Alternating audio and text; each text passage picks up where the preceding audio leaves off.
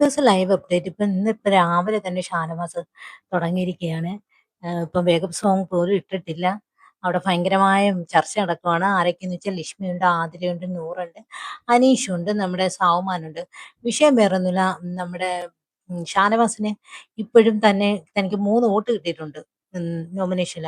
ആ 3 vote ആരാന്നുള്ള confusion ഇപ്പോഴും അദ്ദേഹം പറയുന്നത്. ഇന്നലെ പറഞ്ഞതല്ല, ഇന്നിപ്പം മാറ്റി പറയുന്നത് ഷാനവാസിനെ വോട്ട് ചെയ്തിരിക്കുന്നത് അനീഷാണ്, ആതിരയും നൂറയാണ്, ലക്ഷ്മിയും ചേർന്നാണെന്നാണ് പിന്നെ നമ്മുടെ ഷാനവാസ് പറയുന്നത്. ഷാനവാസിന്റെ വിഷയം എന്തോന്നറിയാം, അവരെ തന്നെ നോമിനേഷൻ ചെയ്തു എന്നതാണ് പ്രശ്നമായിട്ട് ഇവിടെ എടുത്തു പറയുന്നത്.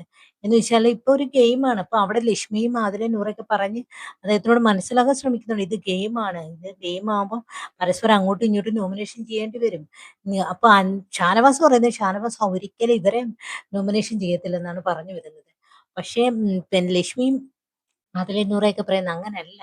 ഇവിടെ ഗെയിമാണ് വരുന്നത്. ഗെയിമാകുമ്പോ പരസ്പരം അങ്ങോട്ടും ഇങ്ങോട്ടും നോമിനേഷൻ ചെയ്യേണ്ടി വരും. പക്ഷേ നമ്മുടെ ഈ ഷാനവാസൊന്നും ഒരിക്കലും സമ്മതിച്ചു കൊടുക്കത്തില്ല ട്ടോ. പുള്ളിക്കാരൻ പിന്നിൽ നിന്ന് കുത്തി എന്നും പറഞ്ഞാ ഇപ്പഴും നടക്കുന്നത്. ആദിലയും നൂറയും പിന്നിൽ നിന്ന് കുത്തി എന്ന് പറഞ്ഞാ നടക്കുന്നത്. ഇപ്പൊ അനീഷും പിന്നിൽ നിന്ന് കുത്തി എന്നാണെന്ന് പറയുന്നത്. അനീഷാണെങ്കിൽ പ്രതികരിക്കുന്നുണ്ട് ഇവിടെ. കാരണം എന്ന് വെച്ചാൽ അനീഷ് രാവിലെ പറയുന്നുണ്ട്. ഇന്നലെ അന്ന് ഒരു 1 1/2 മണിക്കൂർ അനീഷിന്റെ അടുത്ത് ചെന്നിരുന്ന് ആദിലയും നൂറയും കുറിച്ച് കുറ്റം പറയുന്നുണ്ട്. അപ്പൊ അനീഷ് ഇന്ന് രാവിലെ ഇപ്പൊ പറയുന്നുണ്ട്, നമുക്കൊരു ബന്ധം കൂടെ ഉള്ളപ്പോൾ ആ ബന്ധങ്ങൾ തകരുമ്പം ആ ബന്ധത്തെക്കുറിച്ച് കുറ്റം പറയുന്നത് ശരിയല്ല എന്ന് നമ്മുടെ അനീഷ് ഇവിടെ ഷാനവാസിന് പറഞ്ഞ് മനസ്സിലാക്കി കൊടുക്കുന്നു. എവിടുന്ന് കേൾക്കാൻ? പുള്ളിക്കാരൻ വിചാരിക്കുന്ന ചില കാര്യങ്ങൾ അതിനകത്ത് പിടിച്ച് നിൽക്കുകയാണ്. അതിൽ നിന്ന് പുള്ളിക്കാരൻ അങ്ങോട്ടും ഇങ്ങോട്ടും ചലിക്കുക പോലുമില്ല. ഇത് എന്താണെന്നറിഞ്ഞില്ല ഈ ഷാനവാസിന്റെ സ്വഭാവം ഇങ്ങനെ.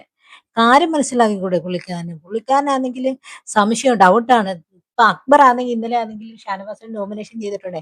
ഇന്നിപ്പോ രാവിലെ പറയുന്ന അക്ബർ തന്നെ നോമിനേഷൻ ചെയ്തിട്ടില്ല എന്ന രീതിയിലാണ് ഷാനവാസ് സംസാരിച്ചത്. എന്ന് വെച്ചാൽ ഷാനവാസിന് സംശയമാണ് യഥാർത്ഥത്തിൽ അവിടെ എന്തോ സംഭവിച്ചെന്ന് ഷാനവാസിന് അറിയത്തില്ല. എന്നിട്ട് ഷാനവാസ് അങ്ങ് തീരുമാനിക്കുകയാണ് തന്നെ വോട്ട് ചെയ്തിരിക്കുന്നത് അതിലെ നൂറേമാൻ